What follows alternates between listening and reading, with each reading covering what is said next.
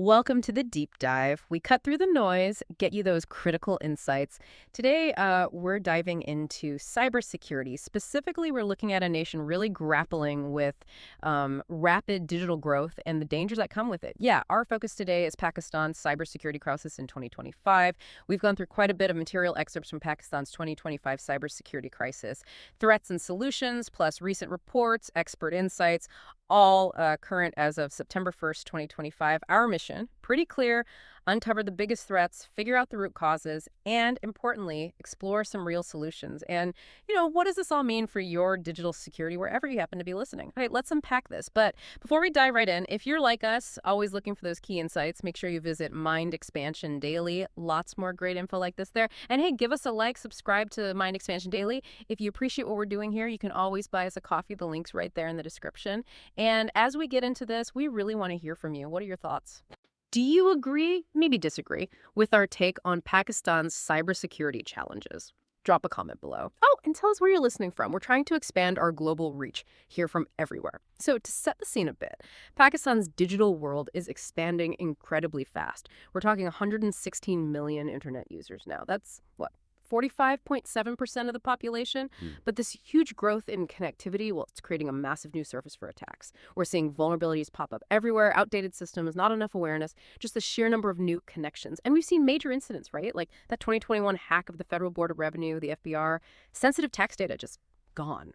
Really highlights the urgency. It does. And what's really critical to grasp here is that this rapid digitization, while fantastic for growth, it's kind of a double-edged sword. If you expand that fast without locking down the security side, the whole system becomes vulnerable. It mirrors global issues.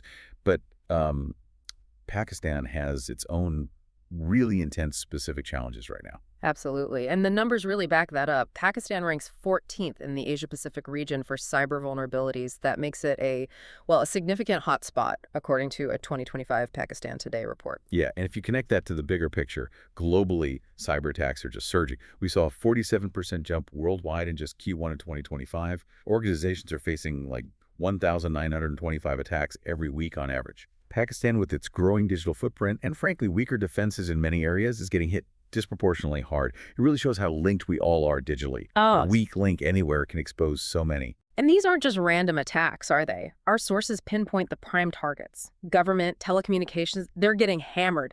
Like 2,678 weekly attacks on government systems, 2,664 on telcos. That's data from a 2024 Checkpoint software report. These are super critical sectors. Exactly. And that brings up the question, beyond just the numbers, what's the real impact? Societally, economically? Because these attacks, they're not just tech glitches. They disrupt vital services, people lose trust, and the financial hit is serious. Yeah. Like Pakistan lost $3 million just to phishing kits from one group, HeartSender, in 2025 alone. And socially, cybercrime fuels fraud, even things like cyberbullying. A 2023 study found almost 43% of university students reported experiencing it. It ripples through everything. You can really feel the frustration building. We saw this 2024 X post got like 15,000 likes saying, hackers keep hitting our banks and we're still using outdated systems. It just captures that feeling of being exposed, doesn't it? The government put out that national cybersecurity policy in 2021, trying to tackle this stuff. But the implementation, well, it seems to be lagging way behind, leaving the country vulnerable.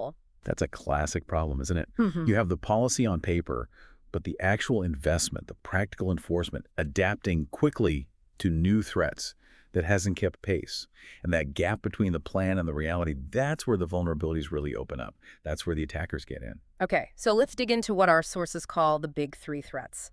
First up, ransomware, a total menace these days. Globally, Checkpoint Software says it surged 126% just in Q1 2025. And in Pakistan, it's hitting government, banks, businesses locking up data, demanding crypto payments. Yeah, and what's crucial is how Pakistan's existing weaknesses make this worse. Take backups, for instance. If you don't have good immutable backups data, you can't change or delete once saved a ransomware attack and just wipe you out. We saw something similar happen in Sri Lanka in 2023. Their government lost months of cloud data because they had no backups. It mirrors the recovery nightmare Pakistan faced after that 2021 FBR hack, losing tax records, costing millions. And the sheer cost is mind-boggling. Globally, they're projecting ransomware will cost $10.5 trillion in 2025. Pakistan's piece of that pie is growing, mainly because of those weak defenses. Like that 2024 Trade.gov report finding 60% of organizations there are still using unsupported software. That's practically leaving the door wide open. Yeah, it really is. And recovery. A 2025 Viking Cloud study found it costs, on average, 10 times the ransom amount. We even saw this story on X, 2024, got 12,000 likes. Someone said, my company paid $50,000, but the data was still leaked. Paying often doesn't even work. Now, there are solutions.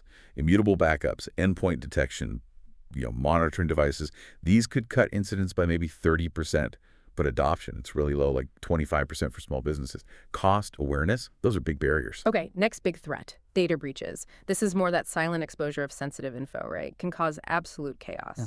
Sources mention a 2024 breach at a Pakistani bank. Hackers got customer records using social engineering, affected 10,000 accounts, according to a 2025 CM Alliance report. And connecting that globally, the average cost of a breach was $4.88 million in 2024. But for Pakistan's financial sector, it's even higher, maybe $5.9 million per incident, often down to weak encryption. Think back to that FBR hack again. CNIC numbers, national ID numbers, passport details, all leaked onto the dark web.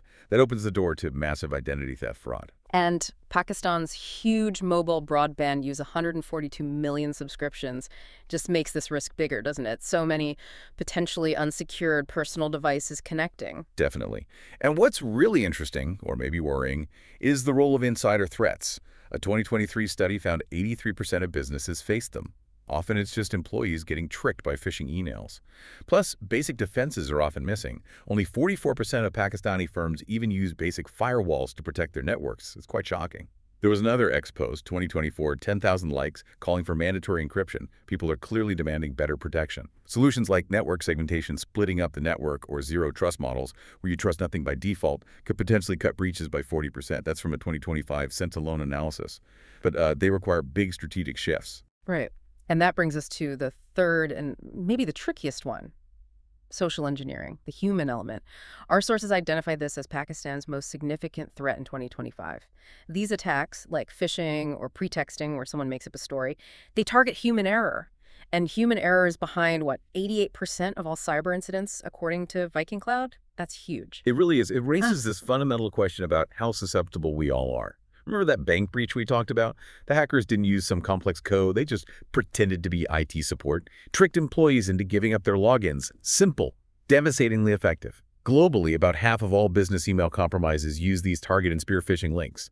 And in Pakistan, a 2023 study found 42% of phishing victims just weren't aware of the risks. They didn't know what to look for.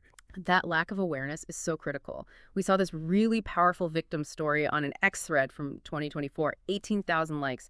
Someone wrote, I clicked a link thinking it was my bank lost $2,000, right? It just hits home how easily that trust can be broken, And it points right back to awareness. Only 15% of small businesses actually train their staff to spot these kinds of phishing attempts. Exactly. And the potential upside of training is massive. The World Economic Forum reported in 2024 that good awareness campaigns could cut these attacks by 20%. But the reality in Pakistan, current cybersecurity education only reaches about 10% of users. So there's this huge gap between what could be done and what's actually happening. So let's try and pull this together. Why Pakistan? Why is it such a prime target right now? Part of it is just that digital boom, right? Yeah. That huge internet penetration, 45.7%, 116 million users, and all those mobile broadband connections, 142 million of them. The attack surface is just enormous. The 2025 Pakistan Today report mentioned decent mobile speeds too, like 20.89 Mbps median. So it's a busy digital highway, but maybe not a well-guarded one. Absolutely. A bigger surface just means more doors and windows for attackers. Yeah. Viking Cloud tracks something like 23,900 known vulnerabilities globally that can be exploited. And it's not just direct attacks on your systems. Think supply chain attacks. 60% of C-suite execs now see attacks coming through their vendors or partners as a top risk. So the net is wider than people think. And a really critical weakness you mentioned earlier, outdated infrastructure. So many organizations are still running legacy systems, some even using Windows XP. That stopped getting security updates way back in 2014. It's like leaving your front door unlocked and wide open. Yeah, it's staggering. And there are other missing layers, too. Only about 25% of firms in Pakistan have cyber insurance, according to Viking Cloud. 60% lack modern threat detection tools. Now, AI-driven tools could potentially cut these vulnerabilities by half, but the The upfront cost is a major deterrent, especially for smaller businesses. It creates this cycle where they can't afford the protection they desperately need. And we keep circling back to awareness. It just seems like such a fundamental problem. That 2023 study saying 70% of Pakistanis are unaware of phishing risks, and AGU IT support saying 82% of breaches involve human error. It really underscores how much the human factor matters, especially when people aren't equipped with the right knowledge. It really does. It shows how easily trust is exploited. Look at the 2021 Pakistan Citizen Portal app hack. People downloaded Trojanized apps disguised as the real thing, and ended up giving away their CNIC numbers, their GPS data. They did it unknowingly. Yet despite things like that, only about 20% of businesses do regular security training. It's why you see things like that 2024 X post pleading, teach kids cybersecurity in schools. It got 15,000 likes. There's a real hunger for this knowledge. Effective campaigns, maybe modeled on something like the UK's Ukraine cyber program, could probably cut incidents by 25% if scaled properly for Pakistan. The potential is there. Actually, our sources described what sounded like a really interesting on-the-ground investigation, sort of getting out there and seeing it firsthand, like interviewing experts in Karachi, Dr. Tala Khan, saying social engineering is our biggest gap people trust too easily, then going to Lahore, hearing these awful phishing stories directly from bank employees. You feel the real impact then. But it wasn't all negative. They saw a startup in Rawalpindi showing off AI-powered firewalls, local innovation happening, and even visited a rural school running a pilot program, teaching basic cyber hygiene to 5,000 kids. There was even an ex-post about a similar initiative, got 12,000 likes. So these glimpses, they show that Pakistan does have the potential to fight back. It's about harnessing that education, that technology. That's a really important counterpoint. Despite the grim statistics, there are pockets of progress and real potential. Okay, so let's pivot then. Let's talk solutions. Because despite the scale of the challenge, there is hope, right? Not just for Pakistan, but lessons for all of us for your own digital safety. Absolutely. And what's encouraging is that many solutions are well understood. They're actionable. Things like mandatory two-factor authentication, meeting that second code or confirmation. A 2025 Sentinel-Alone study suggested that legal alert alone could cut phishing success by 40%. Then there's regular penetration testing, basically ethical hacking to find your own weaknesses. Yeah. And those AI-driven threat detection tools we mentioned, they could slash vulnerabilities by 50%. These are available now. And education, those public campaigns. Imagine reaching 10 million users.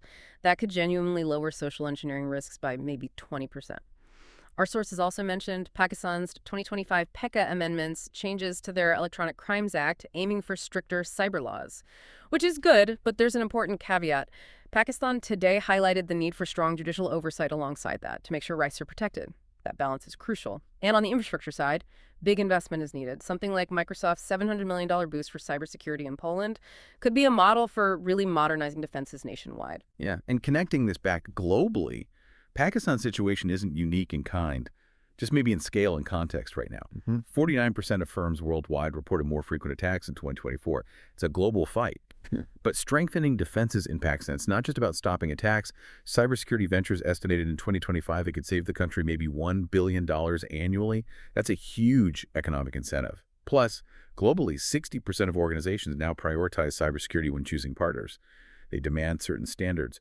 Pakistan adopting that mindset could really boost resilience across its economy. $1 billion annually. That's massive. And it links back to those public-private initiatives you mentioned, the ones outlined in the 2021 National Cybersecurity Policy. If they could actually be fully implemented, the potential is there to cut breaches by 30%. It really needs everyone working together, government, industry, startups. It does.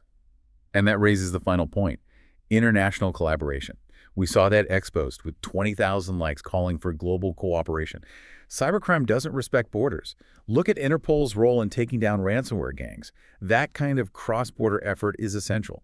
We're all in this together, really. Okay, so let's wrap this up. Our deep dive suggests Pakistan's biggest cybersecurity threat in 2025 really is social engineering. It plays on human trust, on low awareness, and it's made so much worse by that outdated infrastructure and just how many people are online now. Ransomware, data breaches, they're huge problems too, costing millions, but crucially, solutions do exist. Yeah, that's the key takeaway for me. Despite the challenges, there's real hope. It lies in focused training, adopting smarter AI tools, and acting and enforcing better laws, and really pushing public education. It comes down to that old saying, right? Knowledge is power. But I'd add, it's most valuable when it's understood and actually applied. That's a great point. Knowledge into action. And it leaves us with this thought, something echoed in that 2024 X post with 18,000 likes. Pakistan's digital future depends on education. It's provocative, makes you think, doesn't it? How does this challenge, even far away, connect to your own digital habits, your own security, or maybe the resilience of your own community online? Something to definitely mull over. Right, before we sign off, remember that challenge. What are your thoughts on Pakistan's cybersecurity situation? Agree with our summary? Disagree? Let us know down in the comments. And please tell us where you're listening from. Help us reach more people around the world. We really hope this deep dive gave you a useful shortcut to understanding this critical topic. Find more deep dives like this over at Mind Expansion Daily. Give us a like, hit subscribe, and if you found this valuable, hey, consider buying us that coffee. The link's in the description. Join us next time for another deep dive. Maybe we'll even tackle some practical cybersecurity tips. Stay safe out there.